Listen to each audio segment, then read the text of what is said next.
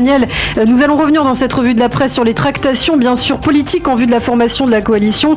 Mais ce matin, le titre qui attire l'attention, c'est celui du Israël Hayom et qui se rapporte à ce qu'il se passe actuellement dans le golfe Persique. Et oui, effectivement, en effet, Ilana, selon le quotidien gratuit, les autorités israéliennes seraient très inquiètes à la suite de l'agression apparemment dirigée par l'Iran contre le pétrolier Zircon appartenant à l'homme d'affaires israélien Idan Ofer, plus exactement dans le golfe d'Oman.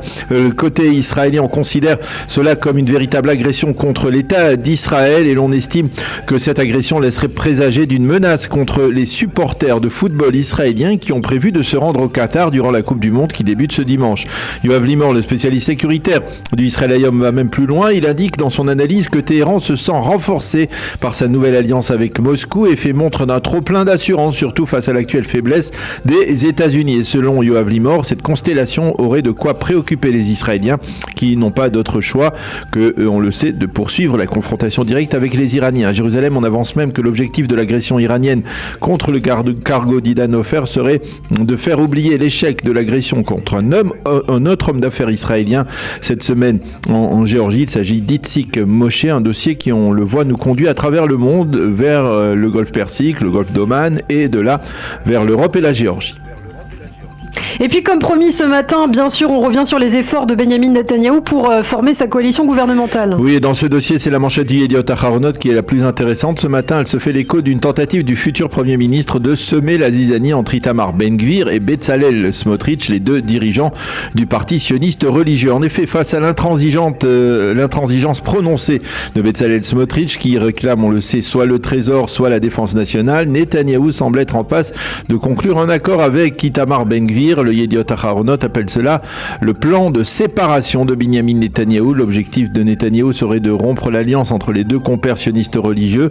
Le site Ynet titre aussi Netanyahou veut diviser pour mieux régner. Le Israël Hayom confirme cette même intention en première page de son édition et précise que l'un des acquis importants obtenus hier par Itamar Ben-Gvir auprès de Netanyahou est la légalisation de ce que l'on appelle les nouvelles implantations et la réouverture de l'implantation de Homesh.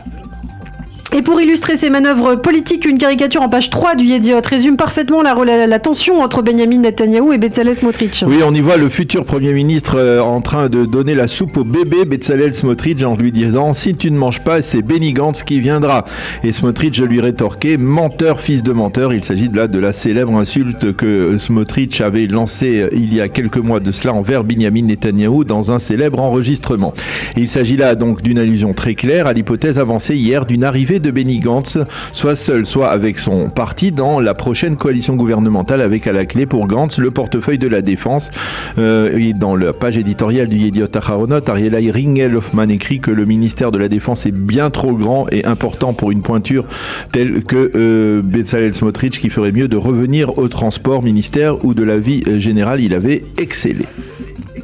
Et puis ce matin dans les quotidiens et les sites d'information, vous nous avez déniché, Daniel, quelques analyses éditoriaux autour de la formation justement du gouvernement. Oui, dans le Yediot Aharonot, le professeur Yuval Albashan considère que l'intransigeance actuelle de Bezalel Smotrich est la conséquence de ce qu'il appelle la culture politique biaisée et tronquée instaurée il y a 1 an et demi par Naftali Bennett.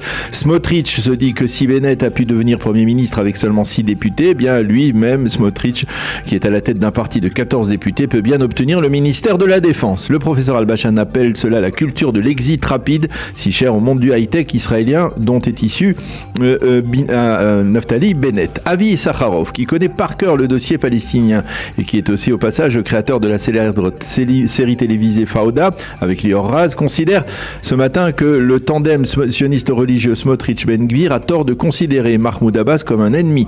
Car pour Sakharov, Abou Mazen, qui vient de fêter ses 87 ans, est actuellement le seul rempart entre la réalité actuelle et une véritable explosion dans les territoires. Sarah Ehatsni, dans le Israël Hayom, presse Binyamin Netanyahou de former au plus vite un gouvernement.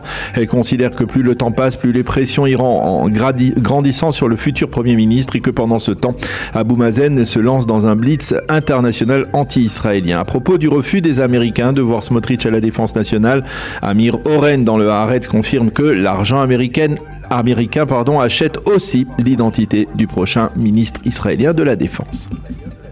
Dans le reste de l'actualité, le Yediot Ahronoth publie en exclusivité depuis hier soir une information étonnante sur l'alien en provenance des pays de l'ex-Union soviétique. Oui, selon le centre de recherche de la Knesset, 72% des nouveaux immigrants montés en Israël en 2020 des pays de l'ex-Union soviétique, en particulier de la Russie et de l'Ukraine, ne seraient pas juifs. Selon la halakha, ils auraient donc bénéficié de la clause dite du grand-père juif pour obtenir la nationalité israélienne.